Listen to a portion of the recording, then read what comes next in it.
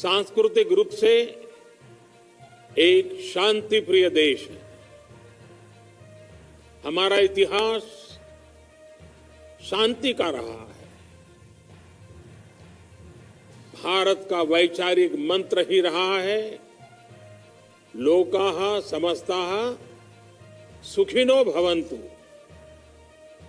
हमने हर युग में, पूरे संसार में शांति की, पूरी मानवता के कल्याण की कामना की है।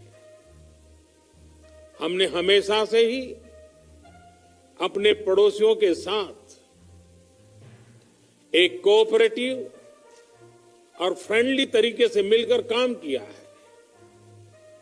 हमेशा उनके विकास और कल्याण की कामना की है। जहां कहीं हमारे मतभेद भी रहे हैं, हमने हमेशा ही ये प्रयास किया है कि मतभेद विवाद न बने, डिफरेंसेस डिस्प्यूट्स में न बदले। हम कभी किसी को भी उकसाते नहीं हैं, लेकिन हम अपने देश की अखंडता और संप्रभुता के साथ समझौता भी नहीं करते हैं। जब भी समय आया है, हमने देश की अखंडता और संप्रभुता की रक्षा करने में अपनी शक्ति का प्रदर्शन किया है, अपनी क्षमताओं को साबित किया है। त्याग और तितिक्षा हमारे राष्ट्रीय चरित्र का हिस्सा है, लेकिन साथ ही विक्रम और वीरता भी उतना ही हमारे देश के चरित्र का हिस्सा है। मैं देश को भरोसा दिलाना चाहता हूं, हमारे जवानों का बलिदान व्यर्थ नहीं जाएगा। हमारे लिए भारत की अखंडता और संप्रभुता सर्वोच्च है, और इसकी रक्षा करने से हमें कोई भी रोक नहीं सकता। इस बारे में किसी को भी जरा भी भ्रम या संदेह नहीं होना चाहिए।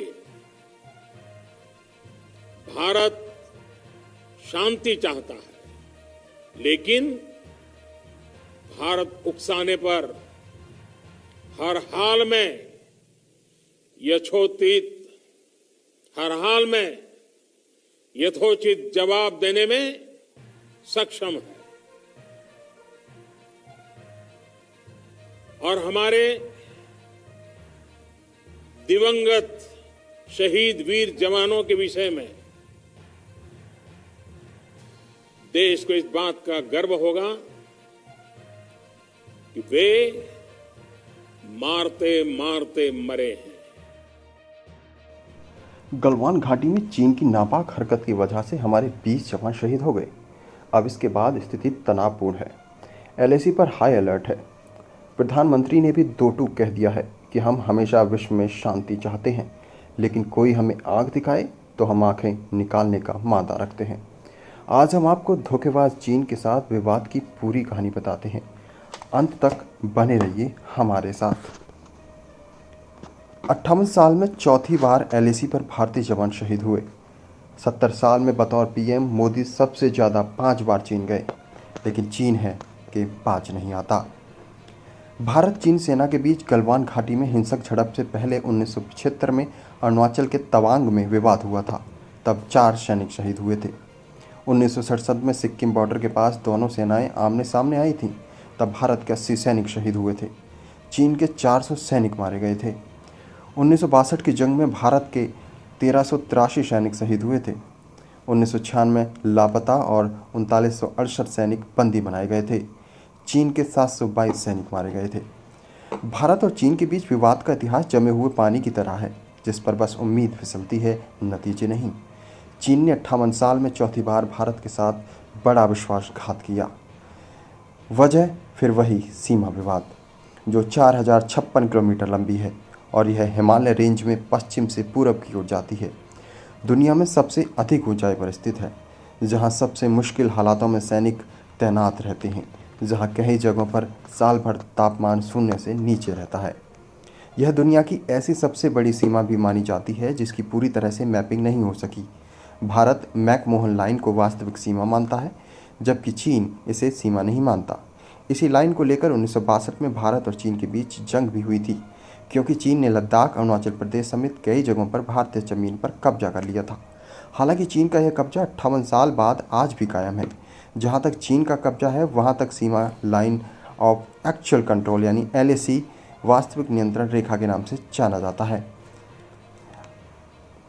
15 जून की रात को गलवान घाटी में जो विवाद हुआ, उसी गलवान घाटी की स्थिति हम आपको बताते हैं। 1962 में भी चीन ने यहाँ गोरखा पोस्ट पर हमला किया था। भारत के 20 सैनिक जिस इलाके में शहीद हुए हैं, वह इलाका लद्दाख में है। नाम गलवान घाटी है। गलवान घाटी अक्साई चीन क्षेत्र में आता है।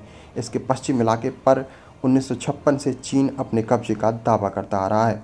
1960 में अचानक गलवान नदी के पश्चिम इलाके, आसपास की पहाड़ियों और स्योक नदी घाटी पर चीन अपना दावा करने लगा, लेकिन भारत लगातार कहता रहा कि अक्साई चीन उसका इलाका है। इसके बाद ही 1962 में भारत चीन के बीच युद्ध हुआ। तब भी चीन ने यहाँ गोरखा पोस्ट पर हमला किया था।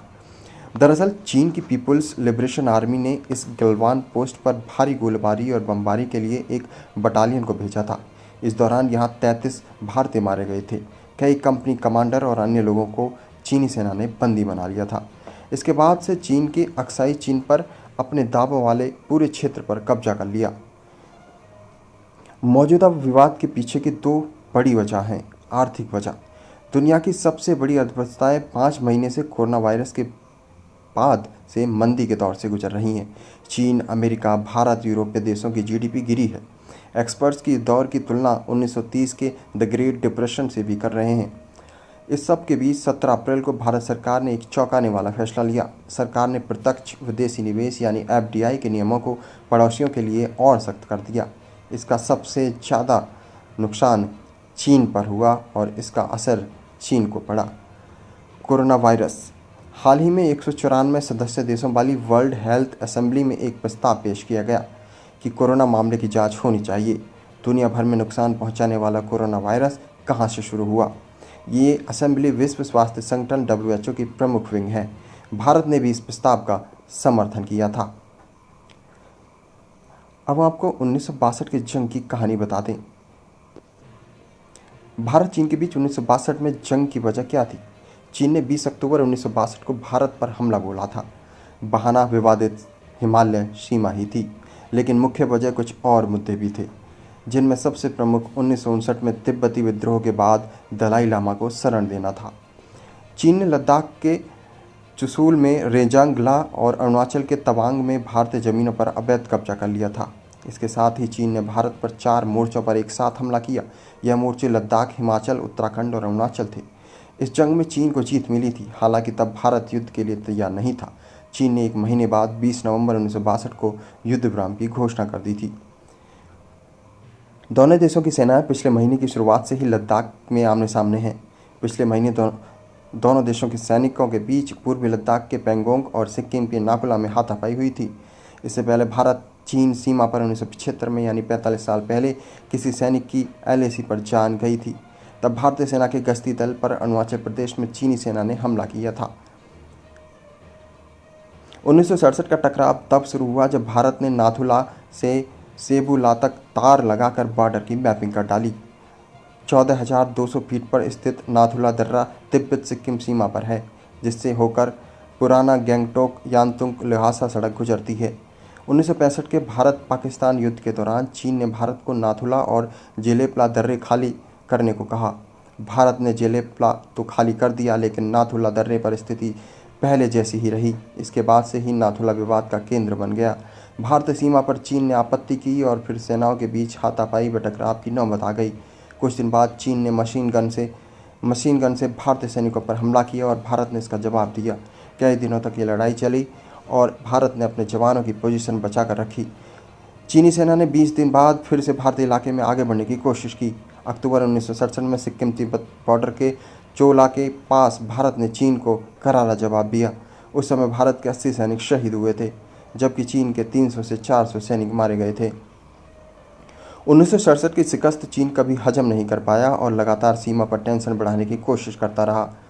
ऐसा ही एक मौका 1975 में आया। अरुणाचल प्रदेश के तुलुंगला में असम राइफल्स के जवानों की पेट्रोलिंग टीम पर अटैक किया गया। इस हमले में 4 भारतीय शहीद हो गए। भारत ने कहा कि चीन ने LAC पर भारतीय सेना पर हमला किया, लेकिन चीन ने भारत के दावे को नकार दिया। 1987 में भी भारत चीन के बीच टकराव देखने को मिला। ये टकराव तवांग में उत्तर में समरदोरांग चू इलाके में हुआ। भारतीय फौज नामका चू के दक्षिण में ठहरी थी, लेकिन एक IB टीम समदोरांग चू में पहुंच गई। यह जगह नयामजंग चू के दूसरे किनारे पर है। समदोरंग चू और नामका चू दोनों नाले न्यामजंग चू नदी में गिरते हैं। 1985 में भारतीय फौज पूरी गर्मी में यहाँ डटी रही, लेकिन 1986 की गर्मियों में पहुंची तो यहाँ चीनी फौजें मौजूद थीं। समदोरांग चू के भारतीय इलाके में चीन अपने तंबू गाड़ चुका था। भारत ने चीन को अपने सीमा में लौट जाने के लिए कहा, लेकिन चीन मानने को तैयार नहीं था। भारतीय सेना ने ऑपरेशन फाल्कन चलाया और जवानों को विवादित जगह एयरलैंड किया गया।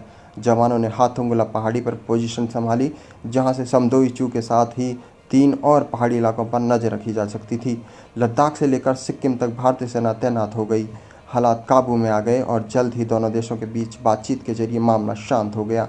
हालांकि 1987 में हिंसा नहीं हुई, न ही किसी की जान गई। डोकलाम की स्थिति भारत, भूटान और चीन के ट्राई जंक्शन जैसी है।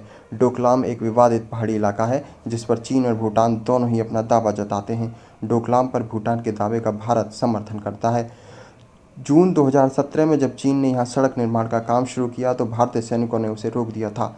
यहीं से दोनों पक्षों के बीच डोकलाम को लेकर विवाद शुरू हुआ। भारत की दलील थी कि चीन जिस सड़क का निर्माण करना चाहता है, उससे सुरक्षा समीकरण बदल सकते हैं। चीनी सैनिक डोकलाम का इस्तेमाल भारत की सिलीगुड़ी कॉरिडोर पर कब्जे के लिए कर सकते हैं। दोनों देशों की सीमाएं 75 दिन से ज़्यादा वक्त तक आमने सामने डटी रही, लेकिन कोई हिंसा नहीं हुई थी। 1993 में भारत और चीन के बीच वास्तविक नियंत्रण रेखा LAC पर शांति और स्थिरता को बनाए रखने के लिए समझौता हुआ था। इस फॉर्मल समझौते पर भारत के तत्कालीन विदेश राज्य मंत्री RL भाटिया और चीन उप विदेश मंत्री तांग जिसुआन ने हस्ताक्षर किए थे। इसमें 5 प्रिंसिपल्स शामिल किए गए थे। 1993 के बाद ये दोनों देशों के बीच कई द्विपक्षीय समझौते और प्रोटोकॉल को लेकर बात शुरू हुई, ताकि सीमा पर शांति बनी रहे। चीन के साथ 90 के दशक में रिश्तों की बुनियाद 1988 में तत्कालीन प्रधानमंत्री राजीव गांधी के चीन दौरे से रखी गई। 1993 में भारत के तत्कालीन प्रधानमंत्री PV नरसिम्हा राव चीन दौरे पर गए थे और इसी दौरान उन्होंने चीनी प्रीमियर ली पेंग के साथ मेंटेनेंस ऑफ पीस एंड टेक्निबिलिटी समझौते पर हस्ताक्षर किया था। यह समझौता LAC पर शांति बहाल रखने के लिए था। चीनी राष्ट्रपति जियांग जेमिन 1996 में भारत के दौरे पर आए। LAC को लेकर एक और समझौता हुआ। तब तत्कालीन प्रधानमंत्री HD देवगौड़ा ने इस समझौते पर हस्ताक्षर किया था। 2003 में अटल बिहारी वाजपेयी की सरकार ने सीमा विवाद को लेकर स्पेशल रिप्रेजेंटेटिव स्तर का मैकेनिज्म तैयार किया। मनमोहन सिंह ने 2005, 2012 और 2013 में चीन के साथ सीमा विवाद को लेकर बातचीत बढ़ाने पर 3 समझौते किए। तब वर्तमान विदेश मंत्री S जयशंकर चीन में भारत के राजदूत हुआ करते थे। मोदी ने PM बनने के बाद जिनपिंग को अहमदाबाद बुलाया। फिर 2018 में वुहान जिनपिंग के साथ इनफॉर्मल समिट की शुरुआत हुई। इसी सिलसिले में 2019 में दोनों नेताओं की महाबलीपुरम में मुलाकात हुई। प्रधानमंत्री नरेंद्र मोदी ने 2014 में सत्ता में आने के बाद चीन के साथ संबंधों की शुरुआत गर्मजोशी से की थी। इसके बाद चीनी राष्ट्रपति शी जिनपिंग ने मोदी की 18 बार मुलाकात हो चुकी है। इनमें 1-to-1 मीटिंग के अलावा दूसरे देशों में दोनों नेताओं के बीच अलग से हुई मुलाकातें भी शामिल हैं। मोदी 5 बार चीन के दौरे पर गए। पिछले 17 सालों में किसी भी एक प्रधानमंत्री का चीन का यह सबसे ज़्यादा बार चीन दौरा है, लेकिन चीन इतने के बावजूद भी बाज नहीं आता है। बहरहाल अब देखना ये होगा कि इस विवाद का हल क्या निकलता है। हमारी सेनाएं भी तैयार हैं, हमारा देश भी तैयार है और चीन है कि अभी बाज नहीं आ रहा है। हम उम्मीद करते हैं कि चीन अपनी औकात में आएगा और बाज आएगा और ये विवाद निबट जाएगा। धन्यवाद।